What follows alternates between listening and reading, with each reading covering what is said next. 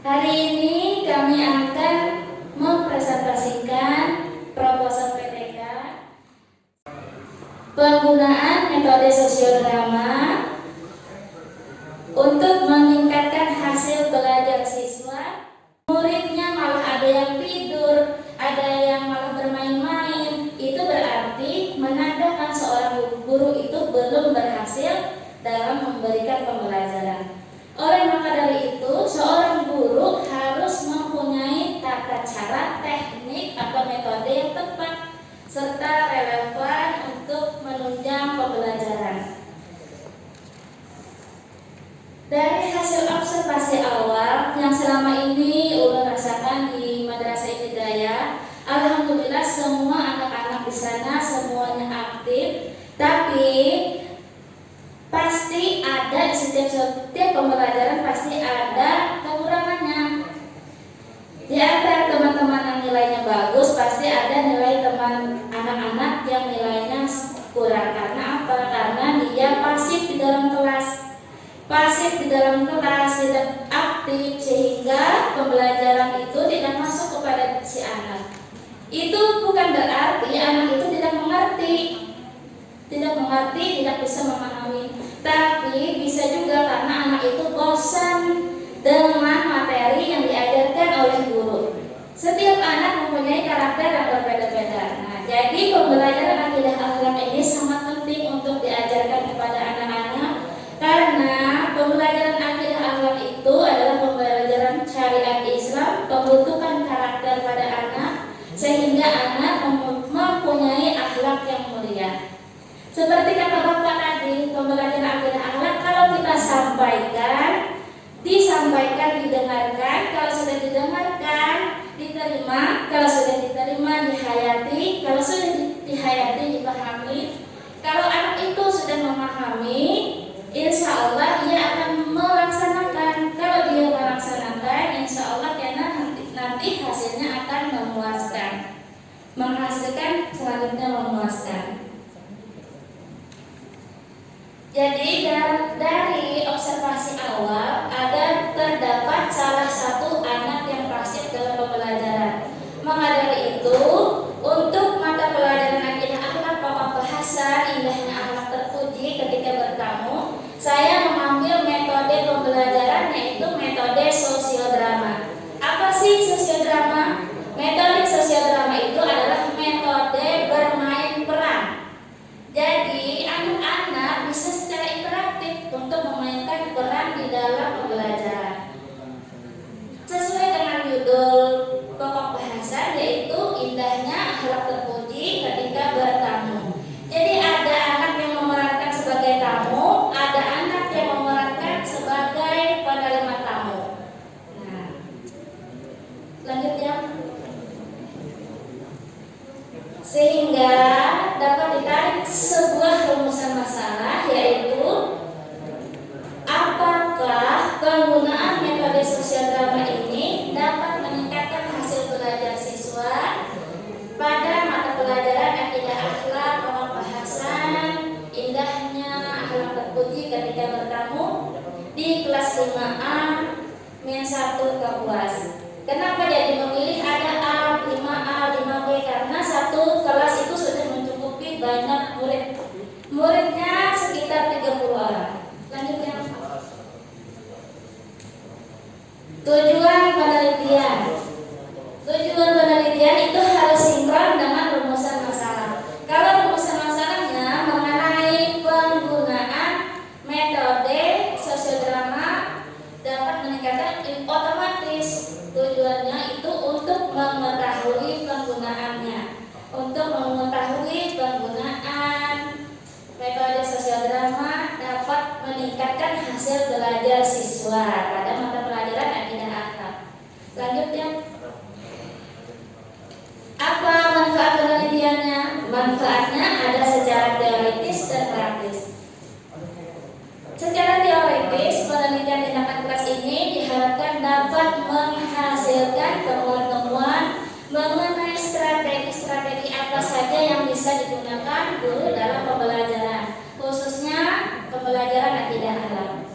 Kalau secara praktis, yaitu siswa, lebih aktif dalam pembelajaran.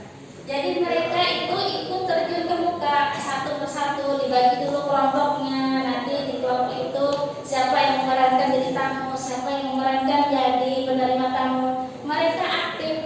Jadi mereka bisa saling berbagi, saling browsing ke sana kemari tata cara penerima tamu. Lanjutnya.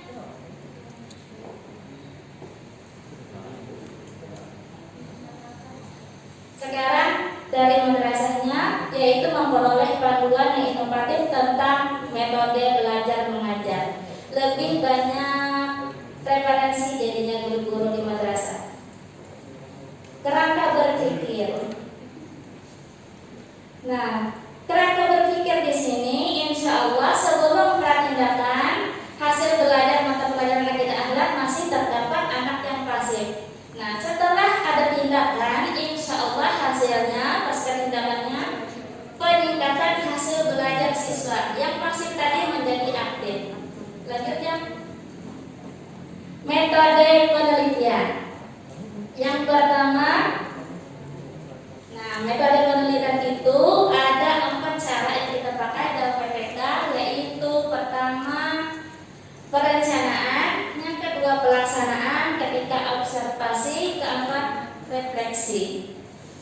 Jadi metode yang menggunakan di sini ada tiga perencanaan yang diulang-ulang. Pertama yaitu pretest. Sebelum memasuki siklus 1, ulun memberikan pretest dulu untuk anak-anak, tapi tidak menggunakan metode sosiodrama, tetapi menggunakan metode ceramah dulu. Jadi di pretest itu tidak langsung ulun beri menggunakan metode sosiodrama, tapi menggunakan metode ceramah sebagai tolak ukur perbandingan. Dan pertama pretest sama. Pertama perencanaannya dulu, pelaksanaannya, observasinya, habis itu refleksi.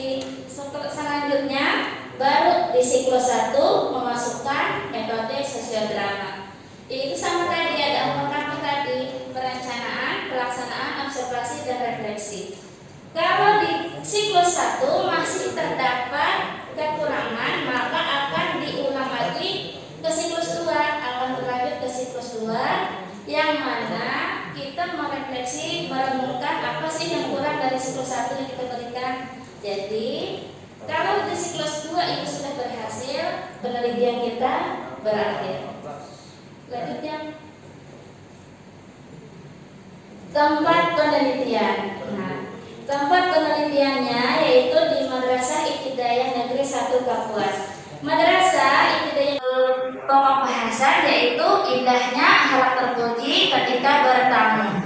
Jadi ada anak yang memerankan sebagai tamu, ada anak yang menciptakan situasi belajar mengajar, yang mana belajar mengajar di sini harus secara edukatif. Apa itu edukatif? Kenapa jadi edukatif? Karena dan akidah akhlak, pokok bahasan, indahnya akhlak terpuji ketika bertamu pada siswa kelas A-1 Kapuas. Hari ini penampilan dari kelompok Istiqamah sudah bagus. Cuma ini di dalam PowerPoint-nya, menampilkan PowerPoint-nya sebaiknya, alangkah baiknya, mungkin tujuannya adalah untuk lebih menarik, tapi kami sebagai audiens tidak bisa membacanya. Ini memang ada standar penulisan, di mana dalam penulisan itu ada. Perkenalkan, nama saya Mila Martila dari FTS 1. Jadi di sini kan Ibu Ani tadi memberikan saran tentang bukan judul tapi penulisan dari PPT. Di sini saya membantu menjawabkan. Jadi alhamdulillah kemarin kami dapat kesempatan mengikuti pelatihan atau bisa saja satu siklus. Apakah PPK satu siklus itu bisa dinyatakan berhasil atau tidak? Lalu kemudian patokan nilai dalam siklus itu apa patokannya? Apakah KKM kah atau memang apa seperti itu? Lalu kemudian ada yang tidak tuntas. Apa nextnya untuk anak itu apakah ada pemberian apa gitu? Berhenti di siklus 1. Tapi kalau makanya itu tadi di dalam siklus itu ada 4 tahapan. Pertama perencanaan, kedua pelaksanaan, ketiga observasi, keempat refleksi. Nah di refleksi inilah